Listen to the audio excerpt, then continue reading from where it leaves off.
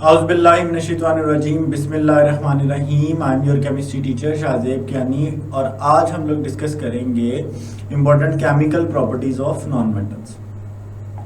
अगर मैं chemical properties की बात करूं तो याद रखें chemical properties are the properties which are related to chemical nature. ठीक है, ये केमिकल नेचर से रिलेट करती हैं। अब मैं किसी भी सब्सटेंस की केमिकल नेचर की बात करूं तो केमिकल नेचर वाइज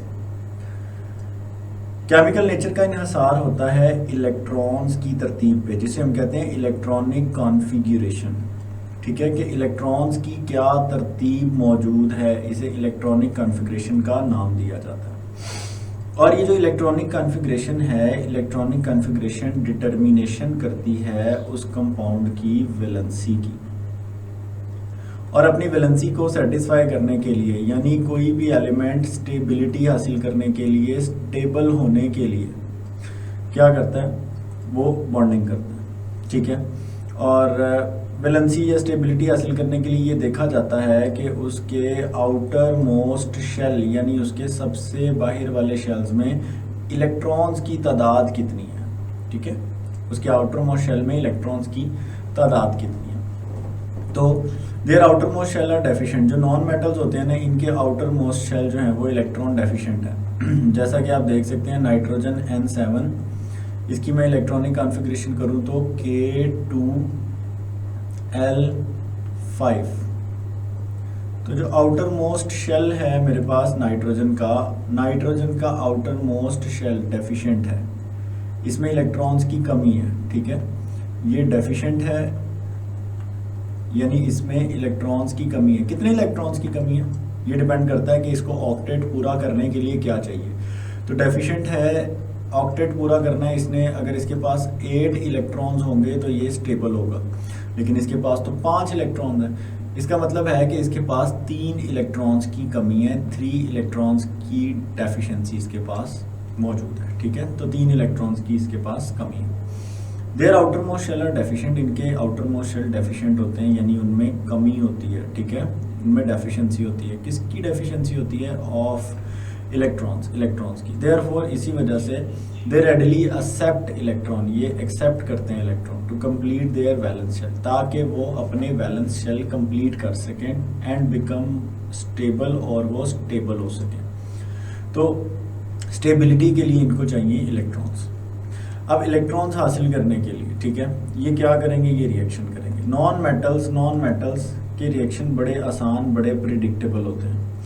अगर मैं इसको आसान अल्फाज में बताऊं तो ये देखें, नॉन मेटल्स रिएक्शन करते हैं, या तो प्रेफर करते हैं ये दूसरे मेटल्स के साथ रिएक्शन करना, या फिर ये रिएक्शन करते हैं नॉन मेटल्स के साथ। तो मैं इसको दोनों साइड से एक्सप्लेन करने की कोशिश करता हूँ। पहले हम नॉन मेटल्स का रिएक्शन देखते हैं कि ये प्रेफर किसको करते हैं। नॉन मेटल प्रेफर करते हैं मेटल्स के साथ रिएक्शन करना, तो नॉन मेटल का रिएक्शन मेटल के साथ, और अगर कोई मेटल अवेलेबल ना हो तो नॉन मेटल फिर नॉन मेटल के साथ भी रिएक्शन कर लेते हैं। ठीक है, तो इन दोनों की एक एक एग्जांपल डिस्कस करते हैं।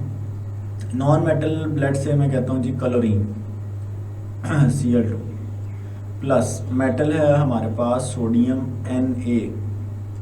जब नॉन मेटल क्लोरीन सोडियम के साथ रिएक्शन करता है तो ये कन्वर्ट हो जाता है NaCl। इसी तरह नॉन मेटल है क्लोरीन Cl2, ये रिएक्शन करता है एक नॉन मेटल लाइक हम हाइड्रोजन की बात करते हैं H2 के साथ, तो ये कन्वर्ट हो जाता है 2HCl में। तो याद रखें, जब कोई नॉन मेटल रिएक्शन करेगा किसी मेटल के साथ तो ये कन्वर्ट हो जाएगा आयोनिक कंपाउंड में। ठीक है, किस में कन्वर्ट हो जाएगा, ये आयोनिक कंपाउंड में कन्वर्ट हो जाएगा। और अगर ये नॉन मेटल रिएक्शन करेगा नॉन मेटल के साथ तो ये कन्वर्ट हो जाएगा कोवलेंट कंपाउंड में। ठीक है, it will be converted into covalent compound. आप देख सकते हैं NaCl is an ionic compound and HCl is a covalent compound. एक चीज़ और याद रखिएगा कि जब नॉन मेटल रिएक्शन करेगा किसी मेटल के साथ तो इलेक्ट्रॉन का ट्रांसफ़र होगा, इलेक्ट्रॉन ट्रांसफ़र से बॉन्ड बनेगा, और इलेक्ट्रॉन ट्रांसफ़र से बनने वाले बॉन्ड को कहते हैं आयनिक बॉन्ड, और ऐसे कंपाउंड्स को कहा जाता है आयनिक कंपाउंड्स। और जब ये नॉन मेटल के साथ रिएक्शन करेगा तो इलेक्ट्रॉन की शेयरिंग होगी, ठीक है। इलेक्ट्रॉन की शेयरिंग से बनने वाला जो बॉन्ड है इसे कहते हैं हम लोग कोवलेंट बॉन्ड, ठीक है। तो ये आ गया आपके पास। नॉन मेटल रिएक्शन करते हैं जब मेटल के साथ तो आयनिक कंपाउंड बनते हैं, और नॉन मेटल जब नॉन मेटल के साथ रिएक्शन करते हैं तो कोवलेंट कंपाउंड बनते हैं। अच्छा जी, बात करते हैं दे फॉर्म आयनिक कंपाउंड। ये आयनिक कंपाउंड बनाते हैं विद मेटल्स के साथ। जब ये मेटल के साथ रिएक्शन करते हैं तो आयनिक कंपाउंड बनाते हैं, एंड कोवलेंट कंपाउंड बनाते हैं जब ये रिएक्शन करते हैं नॉन मेटल के साथ। Non metal usually do not react with water. Non metal water के साथ रिएक्शन नहीं करते। मैं आपको इसकी एग्जांपल के साथ एक्सप्लेनेशन देता हूँ। आप देखिए Cl2 एक नॉन मेटल है और वाटर के अंदर हमारे पास ऑलरेडी नॉन मेटल्स मौजूद हैं H2O। अब इसमें इलेक्ट्रॉन, ये जो हमारे पास ऑक्सीजन है, ये ऑक्सीजन भी एक इलेक्ट्रोनेगेटिव एलिमेंट है, ठीक है।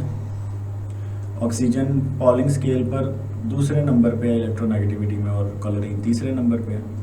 तो ये भी इलेक्ट्रोनेगेटिव, ये भी इलेक्ट्रोनेगेटिव, ये भी इलेक्ट्रॉन गेन करना चाहती है, ये भी इलेक्ट्रॉन गेन करना चाहती है। तो दोनों ही इलेक्ट्रॉन गेन करना चाहते हैं, तो दोनों ही समहाउ किसी ना किसी स्टेबल कंडीशन में यहाँ पर मौजूद है। तो इस वजह से नॉन मेटल आमतौर पर पानी के साथ रिएक्शन नहीं करता। They do not react with dilute acid. ये डाइल्यूट एसिड के साथ भी रिएक्शन नहीं करते, बिकॉज क्योंकि नॉन मेटल्स और डाइल्यूट एसिड दोनों ही इलेक्ट्रॉन एक्सेप्टर्स हैं।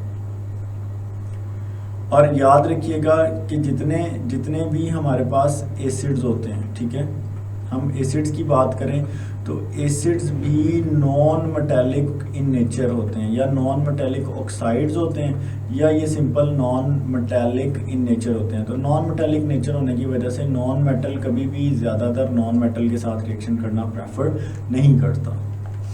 इलेक्ट्रोनेगेटिविटी की बात करें तो electronegativity is the ability to attract the shared pair of electron in a molecule.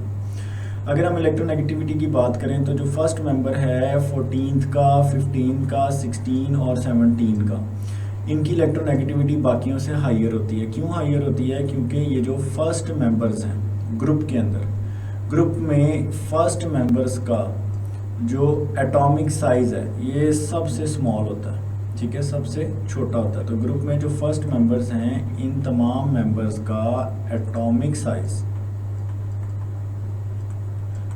Size small होता है, छोटा होता है, जिसकी वजह से इनकी इलेक्ट्रोनेगेटिविटी ज़्यादा होती है। और अगर इसी तरह से हम बात करें तो मोस्ट इलेक्ट्रोनेगेटिव एलिमेंट, ये देखें इधर एग्जिस्ट करता है फ्लोरीन की इलेक्ट्रोनेगेटिविटी सबसे ज़्यादा, दूसरे नंबर पे ऑक्सीजन, तीसरे नंबर पे यहाँ एग्जिस्ट करता है क्लोरीन, उसके बाद चौथे नंबर पे यहाँ एग्जिस्ट करता है नाइट्रोजन। तो ये हमारे पास सारे के सारे मोस्ट इलेक्ट्रोनेगेटिव एलिमेंट्स हैं। क्यों इलेक्ट्रोनेगेटिव एलिमेंट्स हैं? इसलिए इलेक्ट्रोनेगेटिव एलिमेंट है कि इन सब का जो एटॉमिक साइज है, इनका एटॉमिक साइज बड़ा ही ज़्यादा स्मॉल होता है, ठीक है। तो ये थी जी हमारे पास केमिकल प्रॉपर्टीज़ नॉन मेटल्स की। See you guys in my next video, take care, अल्लाह हाफ़िज़।